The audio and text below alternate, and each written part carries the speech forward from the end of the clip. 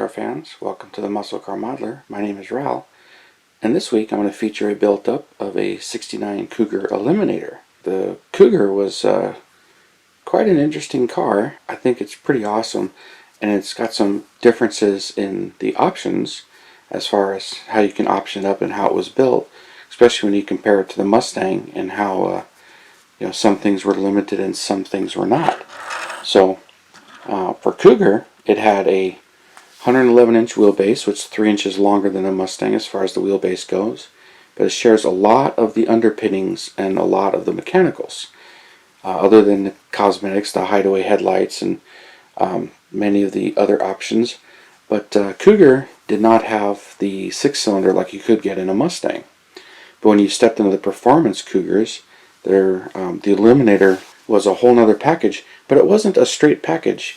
It had the stripes here and came in only 4 colors: yellow, white, competition orange, and bright blue. And the stripes were available in black or white, but I think that just had to do with the colors, because the blue ones I've seen with the white stripes.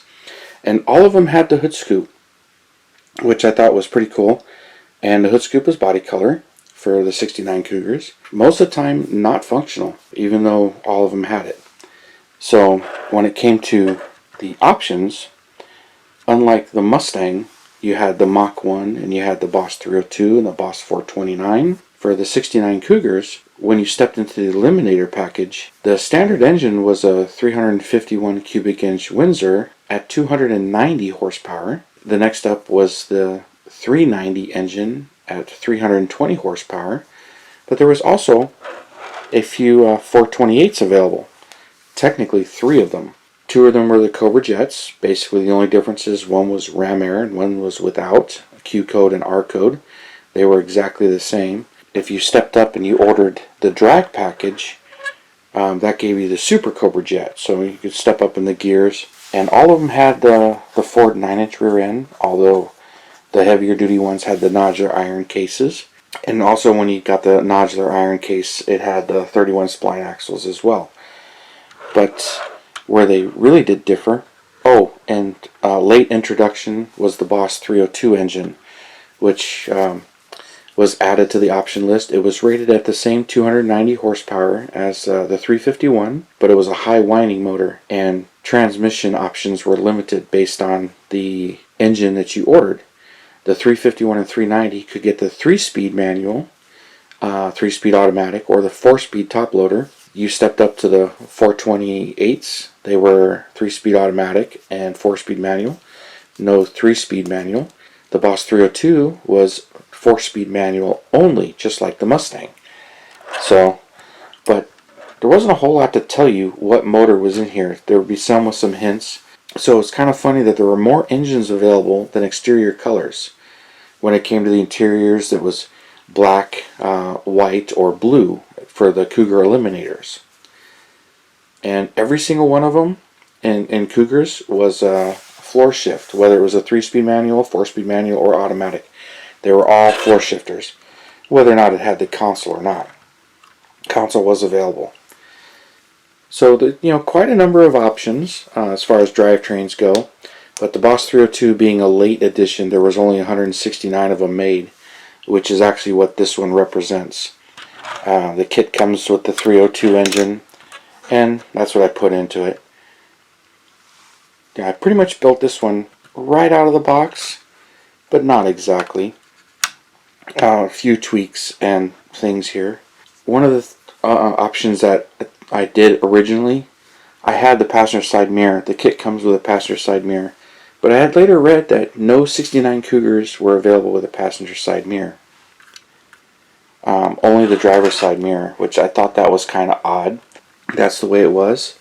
And like I mentioned, all of them have the hood scoop, but only the R code 428s had that available. And also, honorable mention, the Boss 429 engine, it was built in 2 of these. They were not Eliminator package cars, but they were, there was 2 of them, but they were both race cars. And one was converted into a 70, the other one I understand still is a 69, but they both still exist.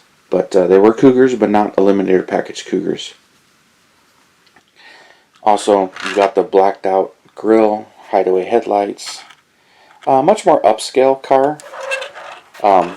Beautiful car. Thought it was quite interesting. And Cat 302 license plate, and the spoiler. Spoiler was body color. The rear spoiler. And it also came with this big, massive front spoiler on the Eliminator package. But great car, and it's interesting too to me that AMT ERTL, when they released this kit in the late 80s, I had gotten one and built it. This is kind of that build, but it's not that build.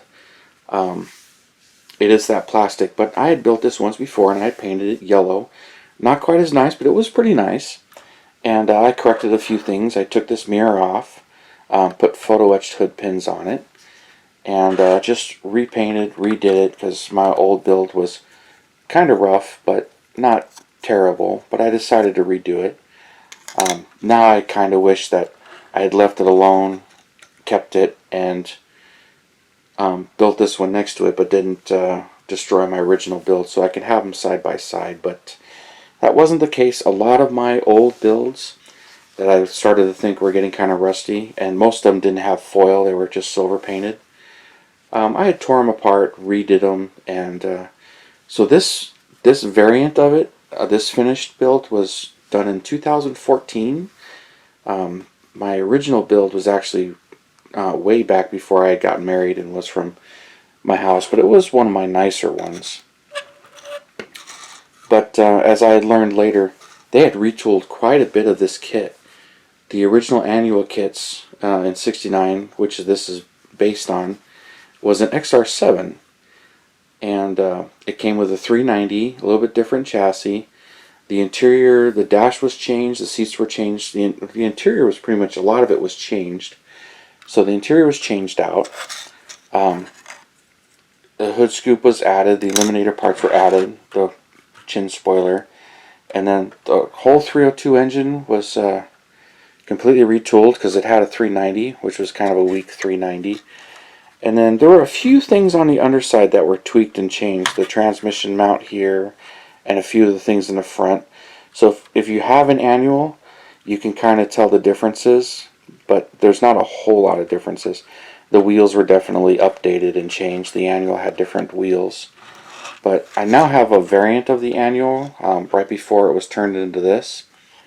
And I'll end up building one as an XR7. But I really think this one's really cool.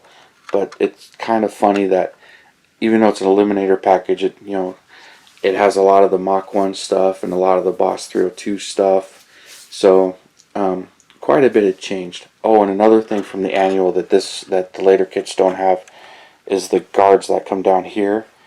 Those are not on the front bumper. So the later kits, they changed the bumper too. And I kind of like the clean look, but I do like the annual bumpers with the guards, so I've added those to some of my other Cougars. I've got another one that I cut the roof off and made it a convertible, which you can see that in the opening sequence. It has the trunk racks, it's blue. It started off as one of these also, or at least the 428 variant that came out a little bit later. There was a number of these that came out. And also this emblem back here, this is a Keith Marks decal that I had added, that I have from leftovers. But the rest of the emblems like that, that's foiled, and very carefully foiled. So if you look at that, I get asked about my foiling work. You can see that's carefully trimmed out with a razor blade. It came out really nice. And the decals are okay. I had some wrinkling, you can kind of see it right there, go on, some where clear coat, and it didn't quite agree. But, as you build and do these, you learn a few things along the way. But it's definitely one of my nicer builds, and I really enjoy it. I really like it. And I hope you guys do too. But I'll post a few pictures of my earlier build, which I wish I had left it alone and kept it and built another one side by side. But still, a car that I really like. And I think it's fascinating that when they started coming out with more of the muscle car kits, that this is one of the ones that they came out with. The Mach 1 was out, but the Boss 302 didn't come out till later from Revell. Both of them, the 70 and the 69 that recently came out. And the Boss 429 70 came out in the late 80s along with this, but some of the special versions really didn't come out till later in modeling. So I think this is cool, and it's definitely one that still doesn't get a whole lot of respect even nowadays. The values just aren't there, but the rarity is, and restoring them is really difficult as far as the Cougar specific items. But still, quite a car, an awesome car. I enjoy all of the Trans Am era muscle cars, so this one's really cool. I think it's really nice. But thank you for tuning in and subscribing and watching my videos and commenting. I really appreciate it and feed off of it. And I get feedback from you guys too that you really look forward to them. So thank you, and you guys, you have a wonderful Saturday, and I will see you next Saturday.